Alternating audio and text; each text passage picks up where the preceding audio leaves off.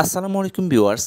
তাজা মাছ থেকেই মেডিসিন ছাড়াই যেভাবে শুটকি তৈরি করা হয় খুব কাছ থেকে আমরা দেখেছি, ভালো লাগলো তাই আপনাদের সাথেও শেয়ার করার চেষ্টা করছি। এই যে উপরে দেখতে পাচ্ছেন বড় বড় সাইজের শুটকি মাছগুলো এই মাছ থেকে তৈরি করা হয়েছে। এটা একটা দোকান। তো সেন্ট মার্টিন দ্বীপে সন্ধ্যা হলেই জেলেরা সমুদ্র থেকে এই বড় বড় সাইজের মাছগুলো ধরে নিয়ে আসে। এখানে টুনা ফিশ, তারপরে সুরমা, তারপর হচ্ছে টাইগার ফিশ, তারপর হচ্ছে বোয়াল, রূপচাঁদা, অনেক ধরনের মাছ রয়েছে। এক একটা মাছ অনেক বড় সাইজের, 10 কেজি থেকে একদম উপরে 1 মণ পর্যন্ত আছে। তো ওনারা কেজি দরে মাছগুলো নেয়, তারপরে এগুলাকে 3 অংশে ভাগ করে তারপরে হচ্ছে ছোট ছোট শেপে এঁকে নেয়। এরপরে এখানে লবণ, প্রচুর পরিমাণ ওনারা লবণ ইউজ করে। আর ওনারা ইলেকট্রিক শর্টের মাধ্যমে শুটকি শুকায় না, ওনারা রৌদ্রের মাধ্যমে শুটকি শুকায় লবণ দিয়ে, কোনো মেডিসিন ছাড়াই।